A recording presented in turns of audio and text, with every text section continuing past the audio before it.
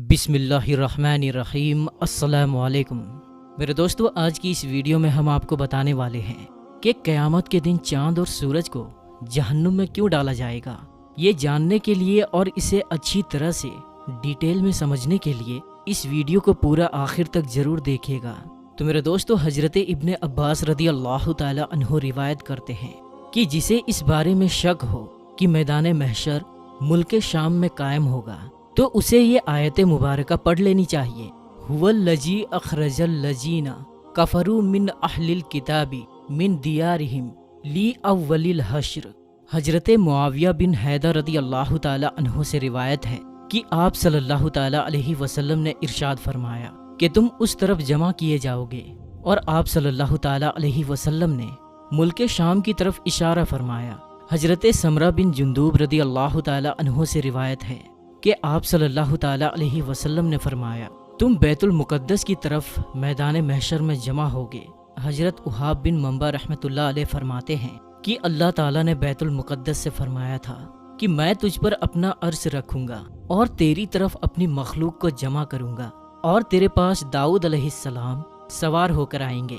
حضرت ابن عمر رضی اللہ تعالی عنہ سے روایت ہے کہ آپ صلی اللہ تعالی علیہ وسلم نے فرمایا جو شخص یہ چاہے کہ وہ قیامت کے دن کو ایسا دیکھے جیسا کہ نظر کے سامنے ہے، تو اسے چاہیے کہ وہ سورہ اذا الشمس کورت اور سورہ اذا السماء انفطرت اور سورہ اذا السماء انشقت پڑھے۔ قیامت کے دن ایک آواز لگانے والا آواز لگائے گا جسے سب مخلوقات سنیں گی۔ وہ کہے گا ہر وہ قوم جو خدا کو چھوڑ کر جن معبودوں کی عبادت کرتے تھے، یعنی جن کو وہ پوجتے تھے، وہ انہی کے ساتھ ہو جائیں۔ چنانچہ ہر شخص کے سامنے اس کے اسی معبود کی شکل بنا دی جائے گی جس کی وہ عبادت کیا کرتا تھا۔ ایک فرشتے کی شکل حضرت عیسیٰ بن مریم علیہ السلام جیسی اور ایک فرشتے کی شکل حضرت عزیر علیہ السلام جیسی بنا دی جائے گی۔ چنانچہ عیسائی اور یہودی ان دونوں کے پیچھے چل پڑیں گے، پھر یہ معبود انہیں جہنم کی طرف لے جائیں گے۔ پھر اب کوئی نہیں بچے گا، صرف مومن رہ جائیں گے، اور مومنین میں کچھ منافق بھی ہوں گے۔ اللہ تعالیٰ ان کے سامنے جس حالت میں چاہے گا ظہور کرے گا اور فرمائے گا اے لوگو، سب لوگ چلے گئے، اب تم بھی اپنے خدا کے ساتھ جس کی تم عبادت کیا کرتے تھے اس کے ساتھ چلے جاؤ۔ وہ عرض کریں گے کہ خدا کی قسم کہ اللہ کے سوا ہمارا کوئی معبود نہیں، ہم غیر اللہ کی عبادت نہیں کرتے تھے۔ پھر اللہ تعالیٰ مومنوں کو اپنے جلوے کی ہلکی سی جھلک دکھائے گا جس سے وہ پہچان لیں گے کہ وہی ان کا حقیقی رب ہے۔ وہ مومنین یہ دیکھ کر سجدے میں چلے جائیں گے، جبکہ منافقین سر کے بل جا گریں گے، کیونکہ اللہ تعالیٰ ان کی پیٹھ کو بیل کے سینگ کی طرح سخت کر دے گا۔ پھر اللہ تعالیٰ جب مومنین کو حکم دے گا تو وہ اپنے سر اٹھائیں گے۔ حضرت ابن عباس رضی اللہ تعالی عنہ سے روایت ہے کہ سیدنا ابو بکر صدیق رضی اللہ تعالی عنہ نے عرض کیا یا رسول اللہ صلی اللہ تعالی علیہ وسلم، میں آپ کو دیکھ رہا ہوں کہ آپ بوڑھے ہو رہے ہیں۔ آپ صلی اللہ تعالی علیہ وسلم نے ارشاد فرمایا مجھے سورہ ہود، سورہ واقعہ، سورہ سور، سورہ مرسلات، سورہ اما یتساءلون اور سورہ اذا الشمس کورت نے بوڑھا کر دیا ہے۔ حضرت ابو مریم رضی اللہ تعالی عنہ سے روایت ہے کہ آپ صلی اللہ تعالی علیہ وسلم نے اذا الشمس کورت کا مطلب یہ بیان فرمایا ہے کہ سورج کو بے نور کر کے دوزخ میں ڈال دیا جائے گا، اور اذا النجوم انقدرت کا مطلب یہ بیان کیا ہے کہ ستاروں کو توڑ کر جہنم میں ڈال دیا جائے گا، اور ہر اس معبود کو جس کو خدا کے سوا پرستش کی گئی یعنی اس کی پوجا کی گئی تو اس کو دوزخ میں ڈالا جائے گا، سوائے حضرت عیسیٰ علیہ السلام اور ان کی والدہ کے۔ حضرت ابن عباس رضی اللہ تعالی عنہ اذا الشمس کورت کی تفسیر یعنی ایکسپلینیشن میں فرماتے ہیں کہ اللہ تعالیٰ سورج چاند ستاروں کو قیامت کے دن سمندر میں پھینک کر ان کی روشنی کو ختم کر دے گا۔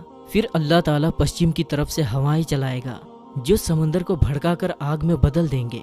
اور کچھ حضرات نے یہ فرمایا ہے کہ جب سورج کو سمندر میں پھینکا جائے گا تو اس سے سمندر کھول اٹھے گا، پھر آگ میں بدل جائے گا۔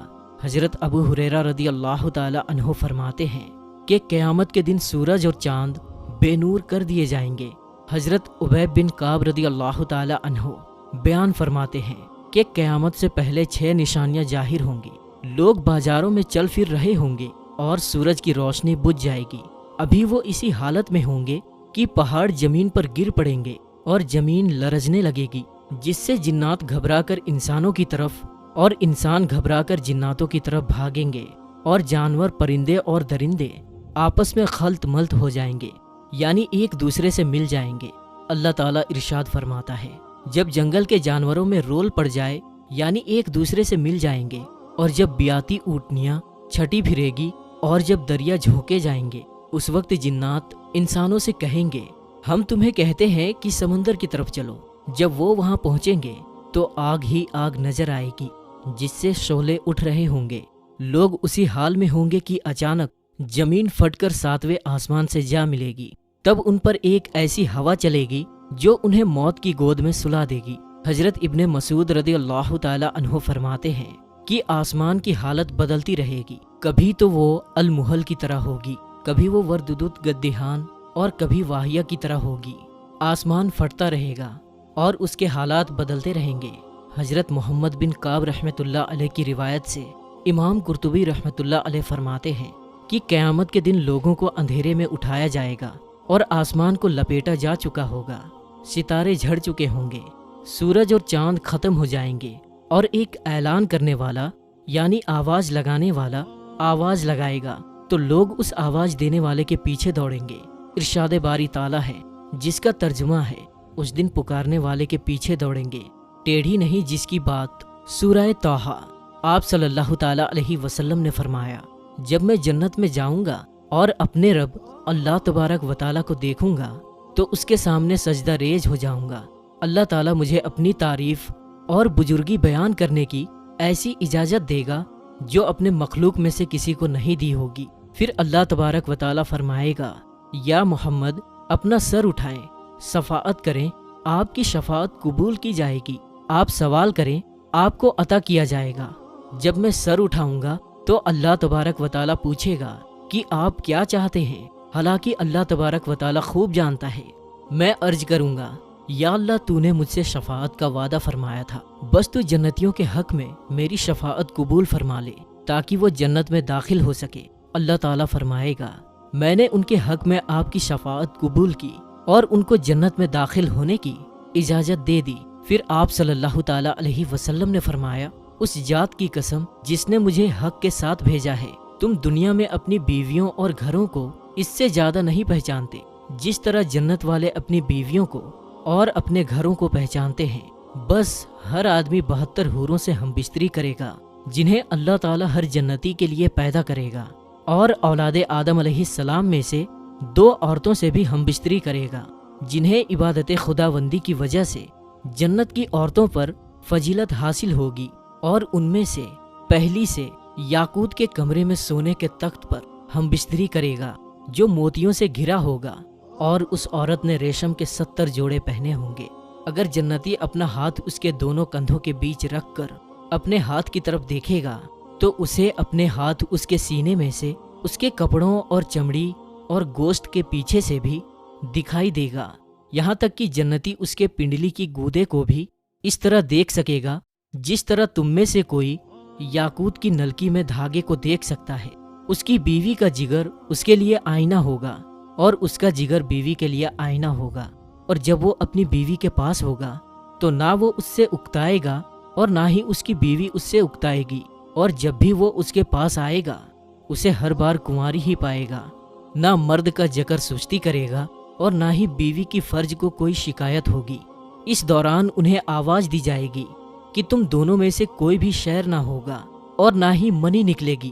جنتی مرد سے کہا جائے گا، تیرے لیے اور بھی بہت سی بیویاں ہیں۔ وہ ایک ایک کر کے سب کے پاس جائے گا، جس بھی بیوی کے پاس جائے گا وہ کہے گی، واللہ میں نے نہ جنت میں کوئی تجھ سا حسین دیکھا اور نہ کسی کو تجھ سے زیادہ محبوب بنایا، اور جہنم کے حقدار جہنم میں جائیں گے۔ تو میرے دوستو، آج کے لیے بس اتنا ہی۔ ہم ملتے ہیں پھر ایک نئی اور اچھی ویڈیو کے ساتھ، تب تک کے لیے السلام علیکم، اللہ حافظ۔